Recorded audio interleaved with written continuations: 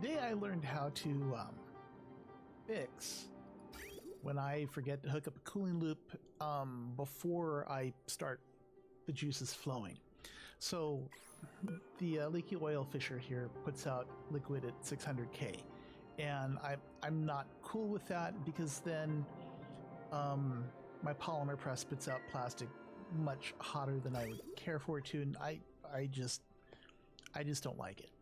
So when I set up this little, counterflow cooling loop to cool down the crude oil to a reasonable temperature, I didn't have any stuff flowing yet, so consequently, a seemingly insignificant amount of crude oil piles up in here, but apparently it is enough heat that if I try to run polluted water through this,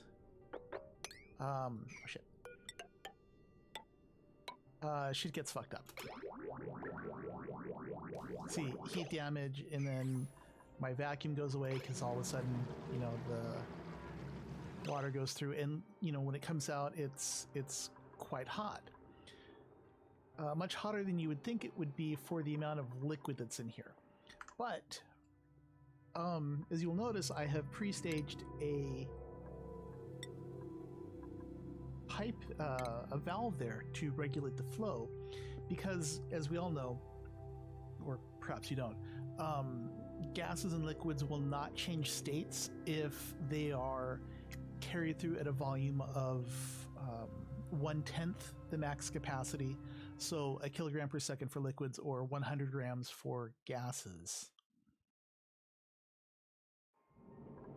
So, with that in mind, I can sit here,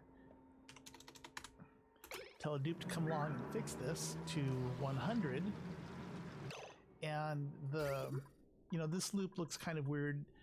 Here it's 10 kilograms, there it's 10 kilograms, but for a brief second what's coming through here is only 9, but then it gets merged right away.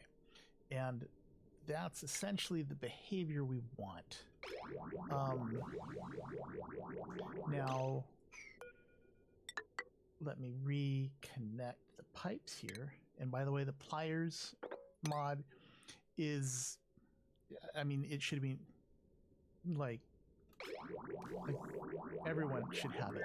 And now notice the polluted water comes through, gets up to what's that, 500 degrees Kelvin, but and it's good to know that the evaporation point of polluted water is 20 degrees higher, so 120 or 393, somewhere around there. Now, I did run into an issue before where when it merged back in, for whatever reason, it burst right away, but notice it's not bursting through here. So even though this is only a kilogram of liquid going through this, because the volume here is very low, it's fine. Obviously, this would not work for a full bore setup, but hopefully this does not pop when it merges back in. See? And now the water coming here is pretty hot, 312, as opposed to the loop being here at 280 or 285. So it comes in here, 285, leaves the loop at 467. And that's pretty hot. So now you can't just immediately turn it back onto, a full blast setting, but eventually the temperature of the crude oil is dropping. See, it pops out at 600, now it's down to under 400. The liquid coming out is, still at 400. Down here, it's really, really hot. But as it cools down the liquid going through, eventually you don't have to worry about it too much. So let's see what the water is coming out as now. See, now it's even below boiling. 300, 360.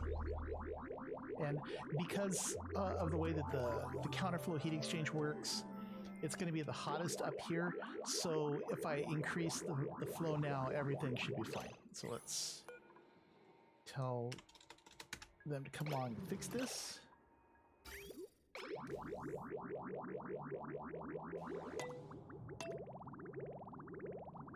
And see, now it's coming through. 286.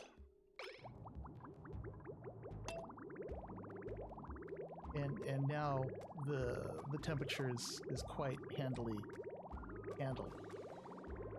And instead of the gram packets coming in at, or going out at, the kilogram packets going out at 360, these 10 kilogram packets are at 320, which polluted water can easily handle.